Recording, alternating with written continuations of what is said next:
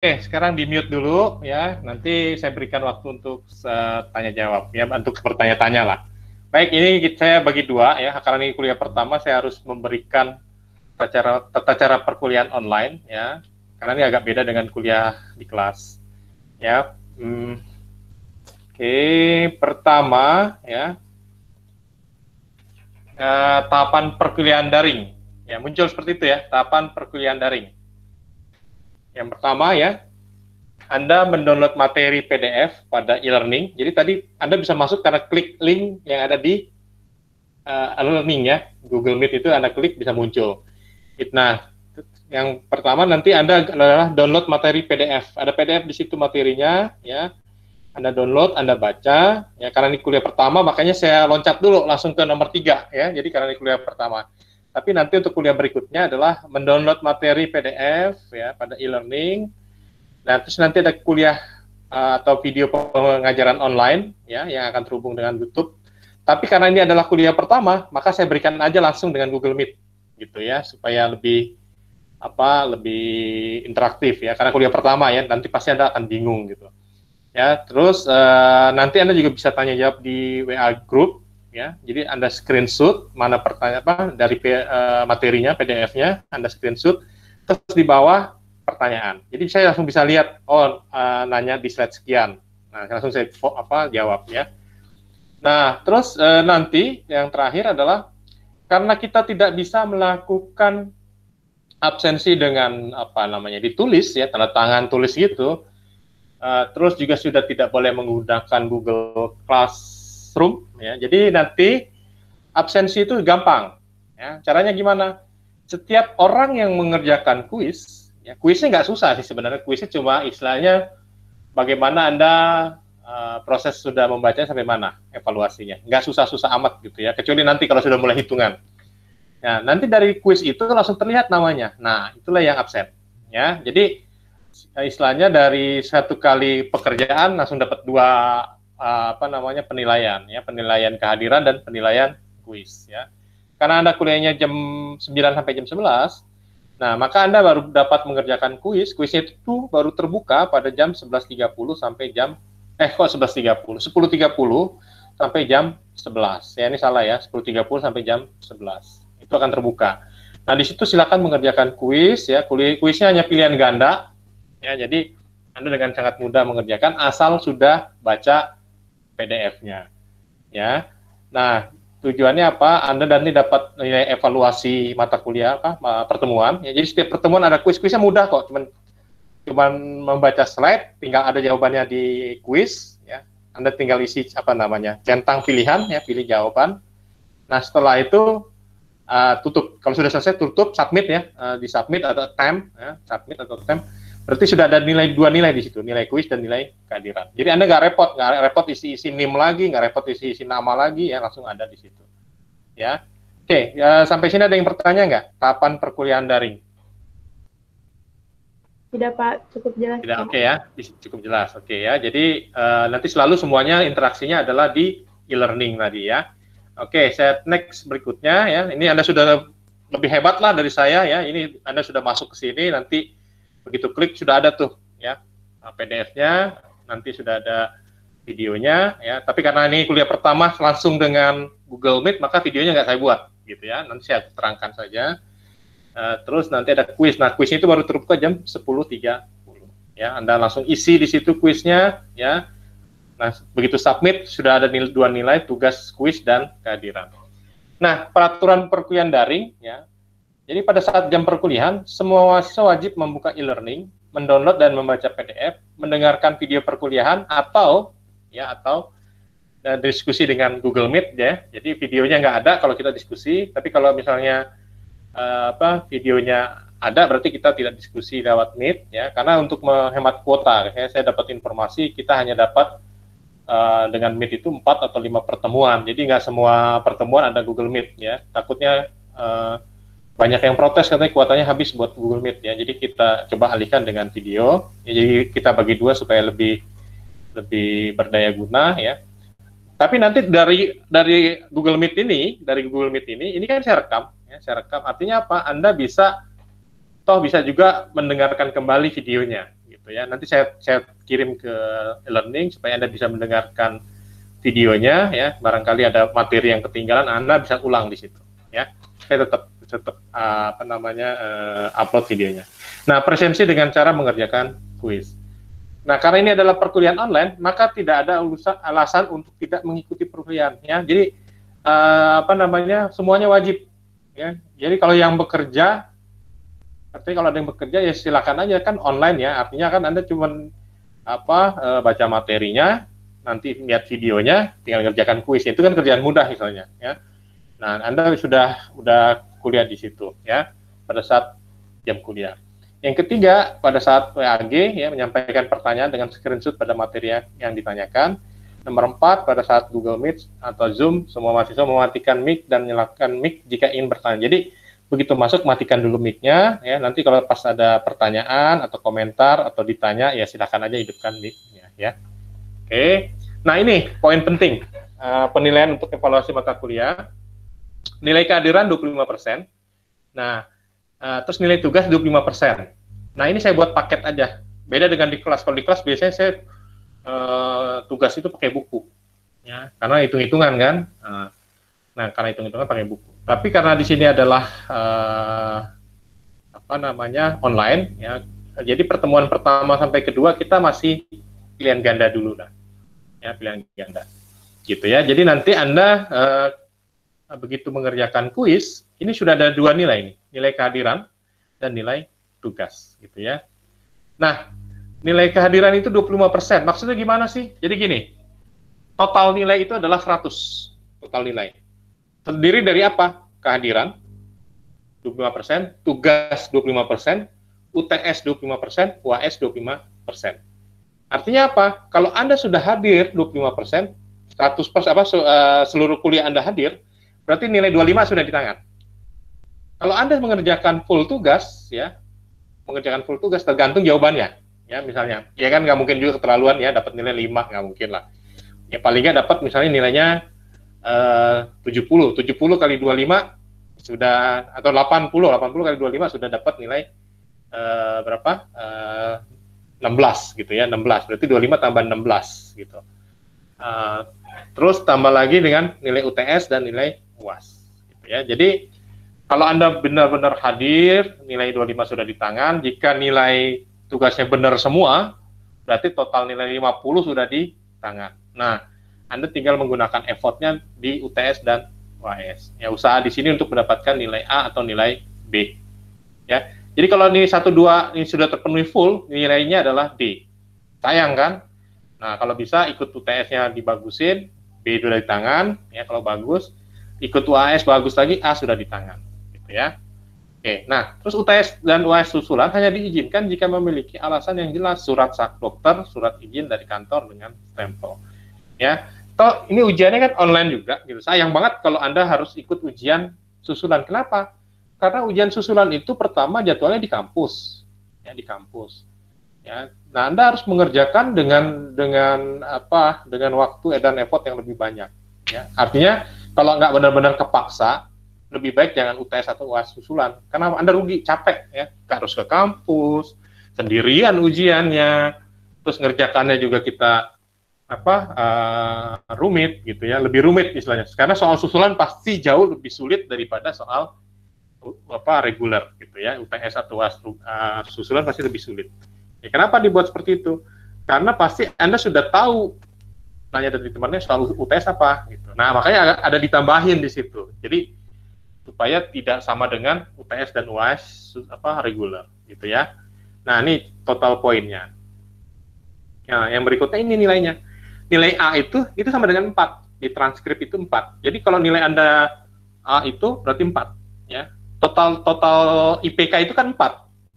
Jika nilai Anda A semua, berarti total IPK 4. Nah, total IPK 4 itu berarti the best of the best. Ya, nilainya summa cum laude. Summa cum laude itu apa? Nilai terbaik, gitu ya.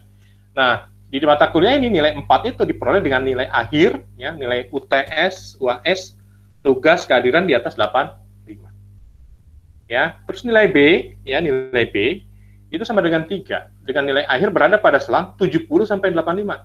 Jadi ada yang nilainya 70, ya dapat B. nilainya 85 dapat B gitu. Loh Pak, kan A-nya di atas 85, tanggung banget tinggal 1. Nah makanya nanti usaha di situ, jangan sampai pas-pas bener 85 ya.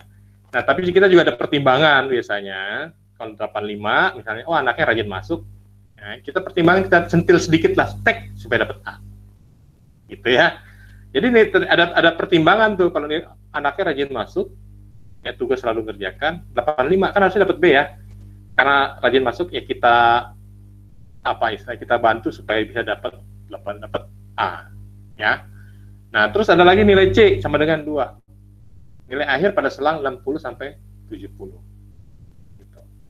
Ya, dapetin nilai ini apa namanya, menurut saya mudah gitu ya, karena Anda dapat UTS kehadiran dan tugas saja sudah dapat 50, tambah ujian dapat jelek dapat C. Tapi jangan C lah ya, sayang banget ya, masa kuliah mau dapetin nilai C gitu ya. Nah terus nilai D itu sama dengan 1 ya, dengan nilai akhir berada pada selang 40 sampai 60 ya. Nah nilai E ini 0, transkrip aja 0, berarti dianggap Anda tidak lulus dalam mata kuliah tersebut. Sehingga apa? Anda harus mengulang pada semester berikutnya. Ya, oke, sampai sini ada yang mau tanya nggak? Di baik penilaian untuk evaluasi maupun untuk kriteria penilaian huruf mutu. Ada yang mau bertanya nggak? Tidak, Pak. Tidak ya? Oke, Ya.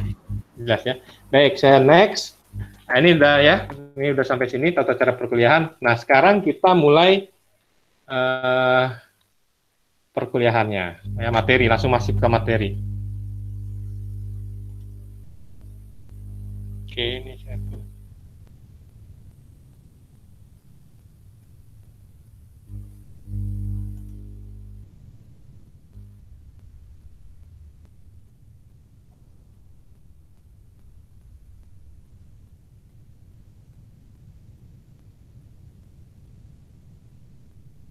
Oke, sudah terlihat? Sudah, Pak. Ya. Oke. Sudah kok, sudah. Sudah ya, oke. Baik, saya mulai ya. Jadi ini materinya, kita masuk materi pertama yang mudah dulu ya, definisi ya, masih mudah lah. Jadi ini adalah kuliah pengantar statistik deskriptif ya. Dosen yang mengasuh mata kuliah ini ada 2. Yang pertama adalah saya, ya, Dr. Beni. Yang kedua adalah Ibu Dr. Yesi, ya, yang akan memberikan kuliah statistik deskriptif maupun inferensia. Nah, nanti kami ini bisa jadi saling bergantian ya, kalau misalnya ada hal-hal tertentu harus beliau yang memberikan, ya, nanti mungkin kita tim gantian, ya. Oke, ini kuliah pertama Anda, ya, pengantar statistik deskriptif, ya, kita lihat di sini, ya. Tujuan perkuliahan apa sih? Ya, ini tujuan perkuliahannya setelah Anda kuliah selama 1 semester, ya, kalau dalam hal ini adalah paket, ya. Mahasiswa dapat memahami pengertian statistik, teknik menyajikan data, dan mengaplikasikan dalam metode-metode pengolahan data kuantitatif dalam pengambilan keputusan. Tapi ingat, pengambilan keputusannya adalah pengambilan keputusan yang sederhana. Ya, contohnya, ya, jika A menang, ya, skor pertandingan, ya, jika A menang, maka A maju ke final. Itu adalah pengambilan keputusan. Tapi pengambilan keputusan yang sederhana, ya. Jadi skor, misalnya skor. Jika skornya badminton misalnya 20-18, ya, si A lawan si B, si A skornya 20, si B 18, dan setelah 3 kali pertandingan menang si A, maka si A yang maju ke babak berikutnya. Itu adalah pengambilan keputusan yang paling sederhana. Ya. Oke, ini adalah tujuan perkuliahan. Nah, ini adalah silabus topik perkuliahan, ya. Harapannya Anda jangan sampai kayak gitu tuh, pusing tuh. Kenapa? Nah, ini materinya, ya. Pertama, kita masih mudah, ya, pendahuluan memahami pengertian-pengertian dasar dalam statistik. Nah, kalau pengertian-pengertian cincai lah, ya, hanya baca, ya, hanya memahami, ya, hanya membedakan antara definisi ini dengan definisi itu, ya, itu masih oke lah. Nah, masuk ke kuliah kedua minggu depan, ya, kita ada namanya menguasai teknik atau cara menyajikan data. Nah, minggu depan itu kita ada definisi tentang data. Nah, mulai masuk logika, Anda harus bisa memisahkan apa yang dimaksud dengan data. Ya, karena nggak semua data itu memiliki nilai yang sama. Dua, ya belum tentu memiliki nilai yang sama dengan tipe data yang lain. Contoh, tipe data ada data interval, ada data rasio, ada data nominal, ada data ordinal. Itu walaupun nilainya angkanya 2, tapi maknanya tergantung tipe data. Itu yang agak sulit ya membedakan. Nah, minggu depan kita belajar itu ya, membedakan tentang data ya. Bagaimana cara menyajikan data ya minggu depan. Nah, nomor 3, mengetahui ukuran gejala pusat dan letak, serta mampu mengaplikasikannya dalam pengolahan data. Nah, pasti Anda pernah dengar istilah rata-rata. Ya, nanti kita akan mengukur rata-rata. Ya, tapi yang Anda ukur biasanya adalah rata-rata dari angka data yang tidak berkelompok. Ya, datanya ada 1 tambah 2 tambah 5 tambah 10. Ya, tinggal ditambahin semua, dibagi jumlah data, mudah. Nah, yang akan kita pelajari nanti adalah untuk rata-rata data berkelompok, ya, gitu. Nah, itu harus 2 pertemuan, nggak bisa 1 pertemuan. Karena kenapa? Kita harus membuat tabel distribusi frekuensi, harus membuat rata-rata frekuensi dan seterusnya. Itu 2 pertemuan, ya. Nah, yang keempat, memahami ukuran-ukuran penyimpangan data, gejala pusat dan letak, serta mampu mengaplikasikan dalam pengolahan data. Ini juga 2 pertemuan ya. Jadi nanti kita harus melihat penyimpangan data itu. Kalau yang nomor 3 itu adalah gimana caranya supaya data itu ada di pusat ya. Di pusat itu artinya nilai tengah ya. Nilai tengah, rata-rata, median itu adalah nilai tengah. Ya. Tapi nomor 4, nah, kita mencari namanya simpangan. Simpangan itu apa? Data itu melencengnya seberapa besar sih? Melenceng itu nyimpang. Ya, sehingga apa? Tidak bisa dipercaya. Gitu. Nah, berapa besar kita bisa percaya? Nah, itu minggu ke-5 berarti ya. Minggu ke-5. Nah, sampai minggu ke-6. Nah, terus kuliah ke-7 dan ke-8 itu kita memahami prinsip-prinsip simetri dan Porfa dan serta kemiringannya, 2 pertemuan. Dan kuliah 9-10 memahami dan mampu menghitung trend analisis. Ya, jadi nanti kita melakukan forecasting terhadap data. Ya, bagaimana memforecast data. Ya, Anda harus bisa tuh memforecast data. Ya, seorang sales harus bisa memahami kalau trennya seperti ini tahun sekarang, 5 tahun terakhir, maka tahun depan itu harus menjual berapa. Nah, itu bisa dengan forecasting, memahami trend analisis. Nah, ini silabus topik perkuliahan. Ini buku acuan ya. Intinya mah semua buku sama ya. Kalau bicara tentang statistik deskriptif, boleh baca buku Hikmayani, boleh baca buku Luhut Panggabean, bisa baca statistik dasar Sujana dan sebagainya. Silakan aja. Kalau buku Anda bisa cari sendiri ya. Saya nggak minta cari buku yang neko-neko, karena kalau buku namanya statistik dari zaman dulu ya, dari zamannya Plato itu sama aja gitu ya, nggak berubah sampai sekarang ya, karena ilmunya ilmu statistik, ilmu sains ya, jadi ilmunya itu dipakai terus menerus walaupun tahunnya sudah modern gitu ya. Nah, cuman ada pengembangan, tapi konsepnya adalah sama ya. Silakan Anda silakan Anda mencari buku statistik deskriptif ya, intinya sama, paling nanti bedanya adalah misalnya kalau data, saya nyebutnya adalah jenis data, tapi di buku lain nyebutnya skala data. Nah, itu pun bedanya itu aja ya.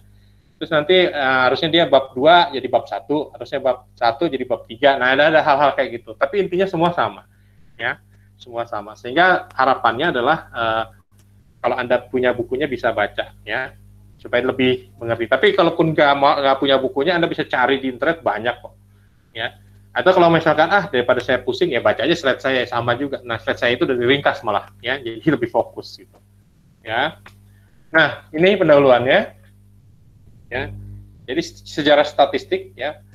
Jadi awalnya pengolahan informasi statistik mempunyai sejarah sejak peradaban manusia. Ya, jadi sejak zaman purba itu sudah ada statistik ya. Ya, jadi zaman purba gimana maksudnya? Ya dia kan menghitung statistik. Kalau hari ini makan 3 kali, berarti saya harus nyari rusa berapa kali, gitu ya. Itu statistik juga. Ya. Nah, terus pada awal zaman Masehi, bangsa-bangsa mengumpulkan data statistik untuk mendapatkan informasi deskriptif mengenai pajak, perang, hasil pertanian, bahkan pertandingan atletik. Makanya waktu kalau kita nonton film-film apa ya Masehi itu ya, yang film-film Yunani ya, perang-perangnya yang seperti itu kan ada tuh ya, pajak ya, hasil pertanian, pertandingan ya, itu ada semua ya. Kalau kita sering nonton film-film itu muncul ya, itu sudah digunakan ternyata ya, data statistik itu. Nah, pada masa kini berkembangnya teori peluang dapat memungkinkan manusia menggunakan data statistik untuk meneropong jauh di luar data yang dikumpulkan melalui generalisasi dan ramalan. Ingat, ada kata-kata berkembangnya teori peluang. Artinya apa? Dari zaman dulu sampai terakhir-terakhir, ya, itu masih digunakan statistik. Nah, ada pengembangan namanya teori peluang. Maksudnya gimana? Maksudnya gini, ya, kita bisa forecast, ya, forecast, ya, dari data yang sudah ada. Jadi gini. Contohnya gini ya, pengukuran. Pengukuran itu digunakan untuk data yang sudah lewat atau yang akan datang. Ya, pasti pengukuran itu digunakan untuk data yang sudah lewat, betul, sudah lewat. Datanya sudah lewat, kita ukur. Maksudnya gimana? Contoh, ya, misalnya Anda seorang sales, ya, sales mobil gitu. Dilihat data pengukurannya dari tahun ke tahun. Peningkatan jumlah penjualan mobil itu selalu meningkat. Ya. Nah, pengukurannya apa? Pertama, jumlah mobil meningkat sebanding dengan jumlah penduduk. Bisa diukur nggak? Bisa. Berapa persen peningkatan jumlah penduduk, berapa persen peningkatan jumlah penjualan mobil? Bisa terukur? Bisa. Sehingga Anda bisa mengukur jika penduduk naik sekian persen, penjualan mobil naik sekian persen. Ada data di situ. Artinya apa? Datanya yang akan datang apa yang lampau? Data yang lampau. Data yang lampau ini digunakan sebagai pengukuran. Ya, jumlah penduduk naik sekian persen, penjualan mobil naik sekian persen, jumlah motor terjual naik sekian persen, kan gitu ya. Apalagi jumlah beras yang dibutuhkan sekian ton, gitu ya. Itu ada pengukuran. Nah, pengukuran ini adalah data-data lampau. Data-data lampau yang digunakan untuk saat ini. Nah, saat ini tuh gimana maksudnya? Kita evaluasi, makanya keluar di sini adalah evaluasi. Ya, kita evaluasi, ternyata misalnya dengan jumlah penduduk misalnya tumbuh 10%, jumlah mobil yang terjual naik 3% tiap tahun. Kita evaluasi. Berarti tahun depan logikanya kan gitu ya. Logikanya tahun depan harus, kalau jumlah penduduknya tumbuh 20%, berarti logikanya adalah tahun depan penjualan mobil naik menjadi berapa persen? Ya, kalau tahun sebelumnya 10% jumlah penduduk, naik 3% penjualan mobil. Nah, tahun berikutnya jumlah penduduk ternyata naik 20%. Berarti paling tidak kita bisa menargetkan penjualan mobil itu adalah 6%. Kan gitu ya? Artinya apa? Pengukuran masa lalu bisa digunakan untuk mengevaluasi sekarang dan untuk melakukan peramalan pada yang akan datang. Jadi di sini ada tambahan kotak lagi adalah peramalan, ya, atau forecasting-nya, evaluasi. Satu lagi adalah ini digunakan untuk peramalan, ya, peramalan. Itu hal-hal yang sederhana sebenarnya, ya, sederhana yang bisa digunakan oleh Anda sebagai seorang misalnya ahli marketing, ya, seorang ahli marketing. Gimana caranya? Ya, kita ngukurnya parameter orang membeli mobil misalnya dari pertumbuhan jumlah penduduk. Oh, berarti bisa nih dilakukan peramalan, ya. Penjualan motor sama, ya. Naiknya penduduk 3% misalnya akan meningkatkan penjualan motor 2%. Gitu ya. Nah, ternyata penduduk naik nih. Jadi 6%, berarti penjualan motor paling tidak naik jadi 4%.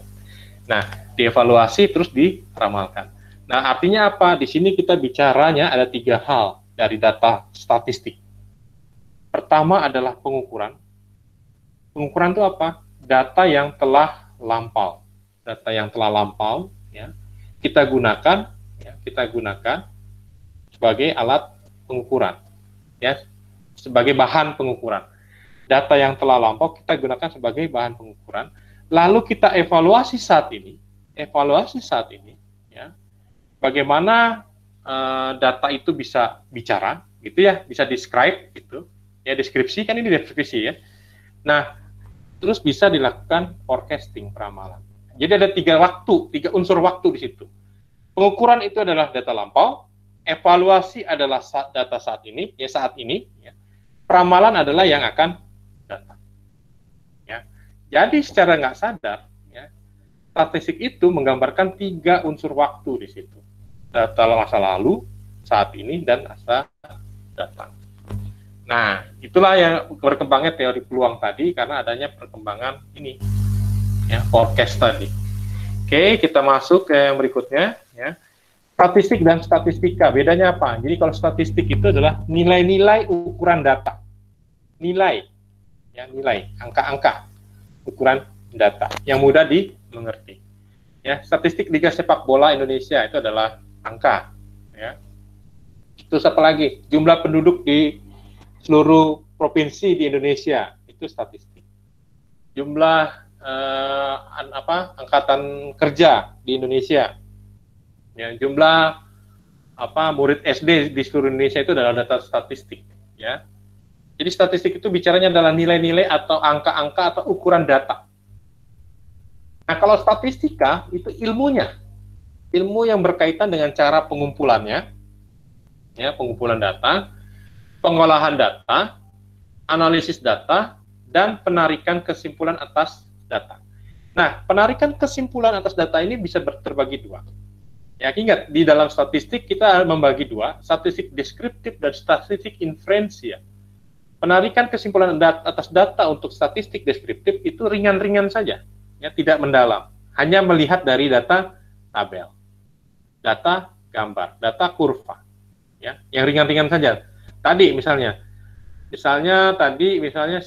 dalam pertandingan badminton, si A 3 kali menang, si B 2 kali menang. Mana yang maju ke babak berikutnya? Pasti si A, ya kan? Nah, tapi tidak pernah menggambarkan misalnya, oh ternyata sekian pukulan dari si A itu nggak pernah dibahas, menyebabkan si B kalah, nggak pernah dibahas. Yang dibahas adalah datanya, data pertandingannya, ya, sehingga kesimpulan ringan saja, ya. Nah, kalau inferensia itu kesimpulan mendalam, ya, merinci, menjelaskan, dan menarik kebijakan, ya. Nah, kalau kita lihat di sini, definisinya berarti, ya, statistik deskriptif adalah statistik yang berfungsi untuk mendeskripsikan atau memberi gambaran. Ingat ya, mendeskripsikan atau memberi gambaran terhadap objek yang diteliti melalui data sampel atau populasi, sebagaimana adanya tanpa melakukan analisis dan membuat kesimpulan yang mendalam. Ya. Jadi dia hanya melihat data-data yang tertampil saja, ya, dibuat penjelasan saja. Ya. Tidak, walaupun kesimpulan bukan kesimpulan yang mendalam. Ya, menurut Suljana 96 menjelaskan bahwa fase statistik hanya melukiskan atau menganalisis kelompok yang diberikan tanpa membuat atau menarik kesimpulan tentang populasi. Jadi kita tidak bisa menyimpulkan misalnya di kelas Anda itu misalnya ada 50 orang gitu ya. 50 orang ini ada yang sudah bekerja, ada yang tidak. Ya. Nah, terus ada yang bekerja, ada yang tidak. Nah, terus kita bisa tidak memberikan kesimpulan misalnya. Kita ambil misalnya dari 50 orang yang ada di kelas itu 30 orang yang bekerja. Nah, terus kita kesimpulkan, oh ternyata 30 bagi 50 kali 100 artinya 3/5 itu adalah pekerja. Ya, hanya menggambarkan seperti itu, tapi tidak menggambarkan berapa penghasilan kelas itu. Ya, karena beda. Kenapa? Karena dia data statistik deskriptif hanya membicarakan yang terlihat secara nyata, tanpa kita menganalisis dari masing-masing individu. Ya, kita hanya mencari apa? Hanya mencari tentang kelompok yang terlihat nyata, gitu ya. 3/5 adalah mahasiswa yang bekerja, 2/5 adalah mahasiswa yang tidak bekerja. Kita hanya bisa membuat seperti itu, menggambarkan saja. Ya, beda dengan inferensia. Kalau inferensia ada pertanyaan mendalam. Ya, berapa penghasilannya? Ya, dibagi lagi berapa umurnya, ya, dan sebagainya. Nah, tapi kalau statistik deskriptif tidak. Ya, statistik deskriptif hanya membuat kesimpulan yang terlihat saja. Ya, contohnya seperti ini. Nah, pengertian statistik deskriptif ya, Anda pasti pernah dapat tugas bahasa Indonesia, ya kan? Nah, saya pengen tanya, ya, tugas bahasa Indonesia, what is describe? Kita lihat yang sebelah kiri, ini bunga apa ini? Yang sebelah kiri. Bunga mawar. Bunga mawar. Coba describe sama saya.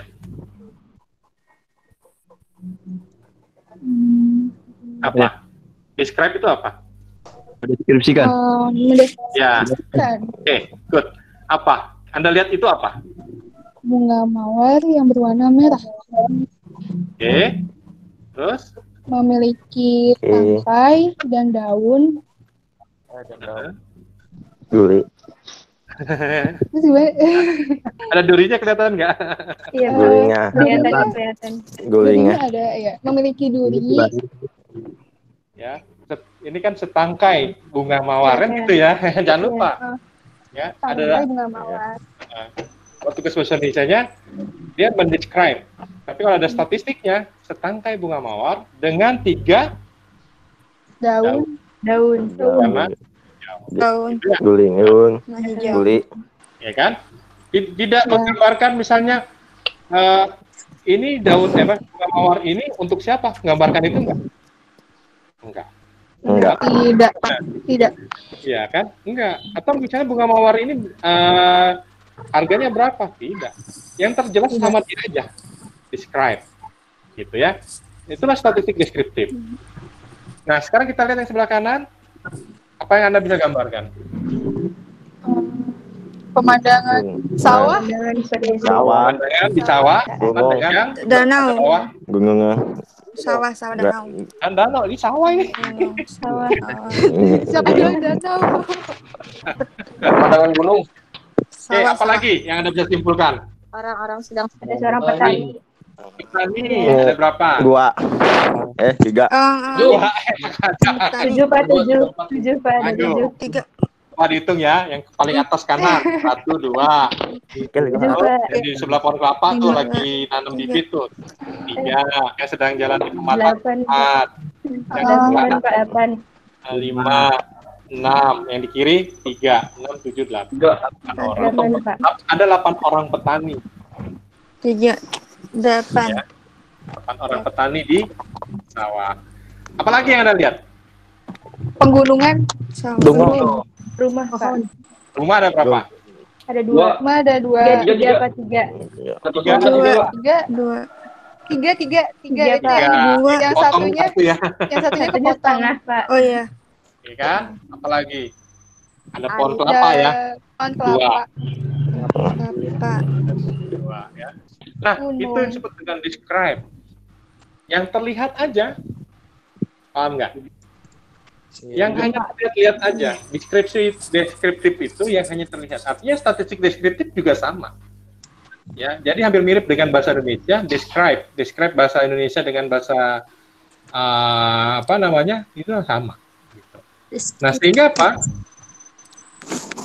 Ya, deskriptif. Makanya disebut dengan statistik deskriptif. Statistik itu kan angka-angka yang berhubungan dengan angka-angka, nilai-nilai, ya kan? Ukuran di pohon di mawar ini kan angkanya apa? Setangkai bunga mawar dengan 3 helai, setangkai bunga mawar merah dengan 3 helai daun hijau. Kan angka itu. Ya. Nah, terus yang di ini sawah, ya 8 orang petani, 3 rumah di lahan pertanian, ada 2 pohon kelapa. Itu kan statistik. Nah, deskripsinya apa? Deskripsinya ada petani, ada rumah, ada pohon kelapa, ada gunung, ya itu deskripsinya. Paham ya? Nah, sehingga Anda bisa secara langsung menggambarkan, mirip ya dengan bahasa Indonesia. Iya, memang. Paham, Pak. Memang mirip. Makanya disebut dengan deskriptif. Yang terlihat aja. Oke. Kita lihat di sini contoh statistik deskriptif yang lain. Kalau ini sudah pasti angka-angka nih. Ya, Indonesia 80% dalam penguasaan bola, sedangkan Brunei 20%. Artinya mana yang lebih baik penguasaan bola? Indonesia. Indonesia. Mereka. Indonesia. Indonesia kan? Benar. Iya, Total tembakan Indonesia Indonesia. 43, Brunei hanya 2. Nah, dari ini semua Anda bisa menyimpulkan yang sederhana nggak? Kesimpulan sederhananya apa? 2. Ya, dari total ini, dari total item ini. Anda bisa menyimpulkan nggak yang sederhana apa? Indonesia Lebih baik. Lebih unggul. lebih Indonesia daripada Brunei. Baik. Brunei. sederhana itu kan kesimpulan sederhana. Lebih unggul. Iya, ya, artinya lebih unggul ya. Artinya Anda bisa kan sederhana menyimpulkannya. Ya, tidak perlu kesimpulan mendalam gitu, cukup sederhana aja. Oke, coba lihat kelihatan nggak nih tabel ini nih, angkatan kerja. Iya, Coba kelihatan, lihat Pak. angkatan kerja coba dilihat Kelihatan, ya. Pak. Lihat angkatan kerja yang bekerja dengan pengangguran. Coba bekerja deh. Ya, kita lihat Iya, angkatan Pak, ya. kerjanya, angkatan kerjanya Bekerja. meningkat dari tahun ke tahun. Ya kan meningkat kan? Nah, Iya, kecuali Pak. tahun Meningkat. kecuali Februari. Februari tahun. Ya. Tahun. Nah, apalagi? Ya meningkat. Oke, terus kita lihat apa lagi? Februari. Ya, bisa kan? Anda menyimpulkan? Coba, sekarang yang ini. Pencari kerja terdaftar. Anda lihat di sini, ada laki-laki, perempuan. Yang pencari kerja terdaftar, mana yang lebih banyak? Laki. Laki-laki. Yang lowongan Laki-laki, Pak. kerja terdaftar. Laki-laki. Laki-laki. Itu kan Laki-laki. kesimpulan sederhana. Ya, artinya Anda sudah bisa memahami Laki-laki. statistik, memahami statistik deskriptif secara sederhana. Ya, secara nggak sadar Anda sudah sering malah menggunakannya, sudah sering memanfaatkan statistik deskriptif. Nah, terus mengapa perlu statistik di penelitian? Ini tadi. Ya, nanti Anda tujuan menggunakan statistik ini pasti dipakai ilmu ini. Kenapa? Karena Anda harus buat skripsi. Ya, Anda harus buat skripsi. Sehingga apa? Sehingga ini dipakai. Gitu. Ya. Nah, karena ini dipakai, ya, maka kalau kita lihat, ya, karena ini dipakai nanti, maka Anda harus memahami ini dari kuliah statistik deskriptif. Jadi ini sudah Anda gunakan nanti. Ya, skripsi itu nanti mulai dari statistik deskriptif sampai statistik inferensial. Dari kuliah ke-1, ya, deskriptif sampai kuliah akhir inferensial. Anda harus belajar. Ya, jadi nanti kalau di riset itu Anda bukan hanya bicara tentang angka, tapi makna dari angka. Harapannya begitu. Ya, jadi Anda harus paham tuh. Ya, harus paham apa yang menjadi manfaat mempelajari mata kuliah statistik. Ya, gitu. Oke, sampai sini ada yang pertanyaan dulu nggak? Kalau nggak ada saya lanjut, ya. Tidak, Pak. Oke, ya kita lanjut ya. Jadi nanti di dalam proses penelitian skripsi, ya, itu sudah dipakai pada saat bab berapa? Mulai dipakai pada saat bab 3 sampai bab 5. Ya, jadi mulai bab 3 metodologi, menentukan sampelnya berapa, mengumpulkan datanya, menyajikan data, menganalisis data, pembahasan, ya. Anda pakai statistik semua. Nah, ilmu ini dipakai semua nih. Nanti bagaimana menyusun tabel, menyusun kurva, membuat kurva. Anda harus bisa tuh. Karena kalau nggak nanti pada saat ujian skripsi, Anda gagal. Kenapa? Kok bikin tabel kayak gini ya? Kayaknya Anda nggak lulus statistik deskriptif. Coba diulang. Nah, ujiannya dibatalkan tuh. Nah, hati-hati. Makanya Anda harus pelajari statistik deskriptif dari hal yang sederhana. Kenapa? Mulai dari menentukan sampel saja Anda harus bisa. Ya, sampel. Apa itu sampel? Sampel itu adalah perwakilan populasi. Ya, itu Anda harus bisa menentukan sampel. Salah menentukan sampel, bubar itu skripsinya. gitu ya. Jadi hati-hati ya. Jadi nanti dalam menentukan sampel populasi saya agak nekankan tuh artinya agak lama ya, Anda harus paham lah untuk menentukan sampel. Ada sampel sendiri itu macam-macam. Ada sampel namanya sampel terhitung, ada sampel tak terhitung. Ya, contoh sampel terhitung apa? Sampel terhitung apa contohnya? Anda di kelas itu ya terhitung berapa jumlah mahasiswanya. Kan saya nulis itu di WA group. Kok yang terdaftar 30 berapa ya? 33 ya? 33. Tapi kok yang ada di WA group hanya 25. Nah, itu saja sudah statistik namanya. Ya, nanti di dalam membuat sampel juga sama. Di dalam membuat sampel. Ya, dalam membuat sampel Anda harus bisa menentukan populasinya. Contoh yang lain ya. Contoh yang lain. Anda mau menentukan penjualan rokok. Ya, penjualan rokok.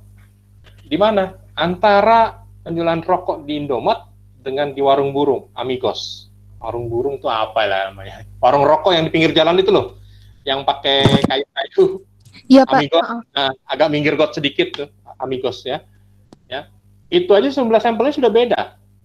Cara menentukan sampelnya. Padahal sama-sama menentukan penjualan rokok. Kenapa? Karena kalau di Indomaret, begitu beli rokok, kan dicatat tuh berapa struknya, berapa rokok yang terjual, berapa banyak yang beli, tercatat sampelnya. Tapi kalau di warung rokok yang di pinggir jalan itu, yang di warung burung itu, nggak pernah dia mencatat gitu ya. Karena apa? Dia ngetengan, dia ada yang ngutang dan sebagainya. Ya, sehingga dia tidak punya catatan harian. Ya, itu aja nanti menentukan populasi dan sampelnya sudah beda. Nah, itu teknik-tekniknya. Nah, terus kalau populasi sudah beda, sampel sudah beda, mengumpulkan datanya juga beda. Ya, ada tekniknya lagi. Menyajikan datanya beda. Berarti apa? Anda harus tahu dari awal. Baru bisa menentukan ke akhirnya. Kalau awalnya sudah salah, akhirnya pasti salah.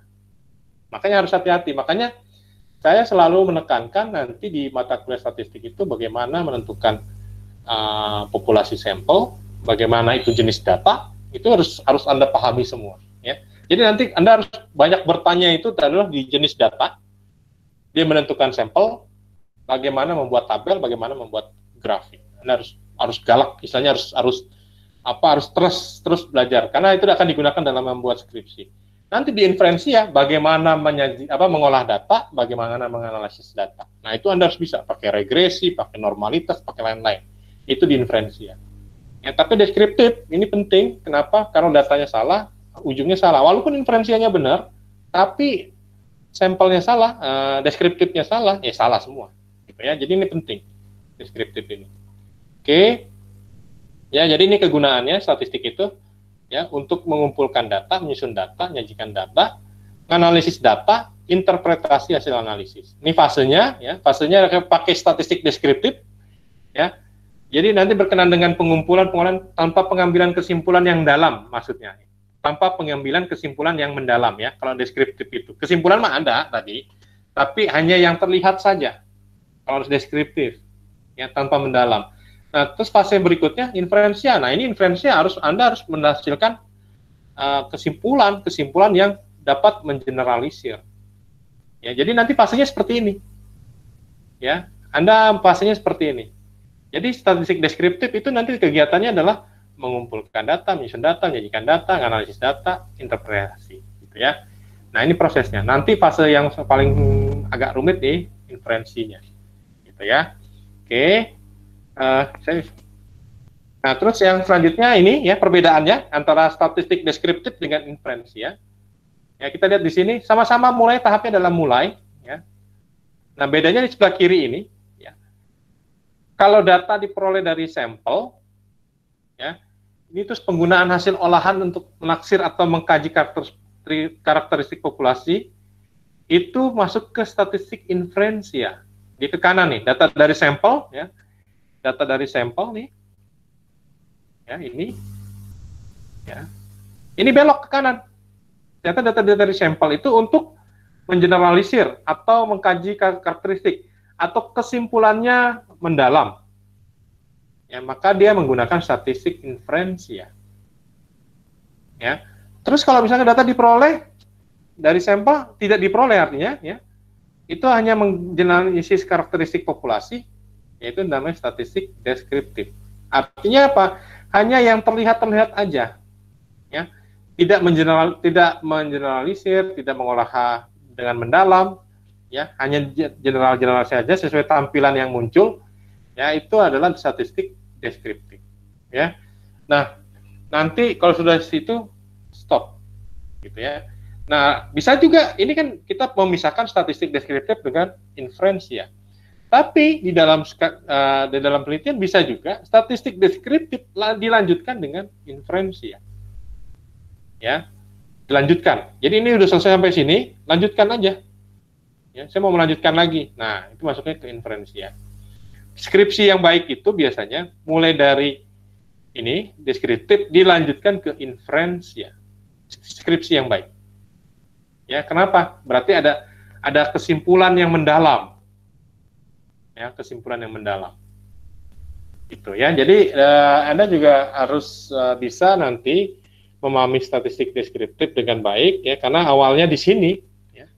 Awalnya di sini ya. Sehingga Anda juga mempunyai akhir yang cukup rumit ya. Jadi kalau awalnya sudah salah, maka akhirnya juga salah. Oke.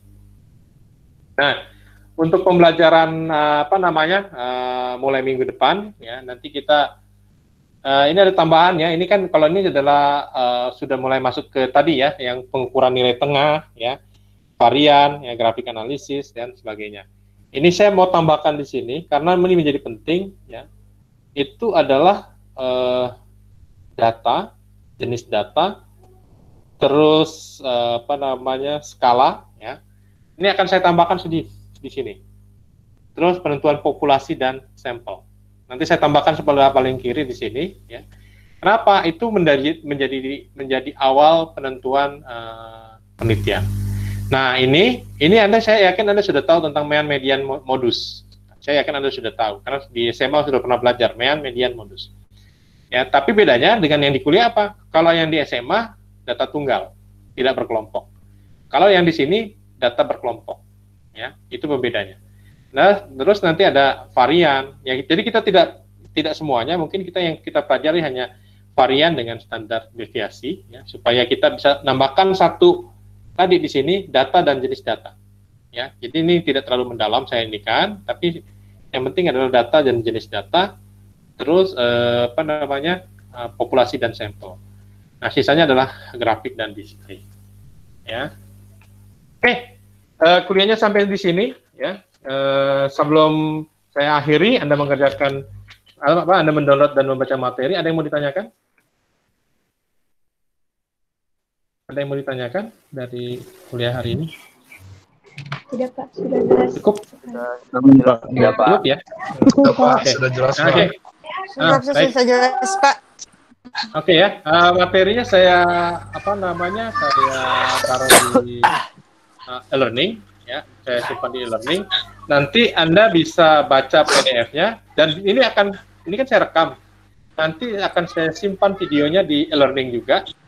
Ya. Nah, supaya Anda bisa mengulang kembali kalau ada kesulitan. Ya. Ya, Terus Pak. jangan Ya, lupa Pak. absensinya jam 10.30 dengan cara mengerjakan kuis. Jadi jam 10.30 Anda harus mengerjakan kuis ya. Paham ya? Baik Pak, baik Pak. Kuis. Ya, Pak.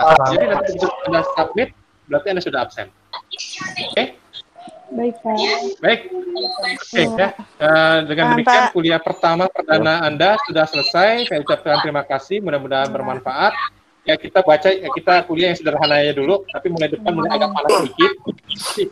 Ya, siap-siap minum gitu. Ya. Sekarang kasih pengantar sebentar lah. Ya, Ya. Pak. Ya Pak. Baik, kuliah sampai di sini. Pelajari materinya di e-learning dan tahap selanjutnya untuk absensi dan Iya, Pak. ya, kuliah saya Ya, tutup. Pak. Bapak Mudah-mudahan bermanfaat. Ya, ngerjain kuisnya itu ada linknya apa gimana? nanti ada tombol kuis. Sama seperti tombol mendownload materi. Jadi begitu Anda klik tombol kuis, dia langsung masuk jawab sekian kan. Anda klik aja jawabannya. Kita ngebuka e-learning dulu ya? Iya, ada di e-learning semua. Iya udah. Ya, terima kasih ya Pak. Iya ya. Oke, kalau ada apa-apa nanti tanya aja di WA. Ya. Ya Pak, ya Pak. Ya, Ya Pak. udah. Baik Ya ya. Pak, makasih Pak. Oke. Ya, dengan demikian kuliah selesai sampai sini. Saya tutup. Wassalamualaikum warahmatullahi wabarakatuh. Ya Pak.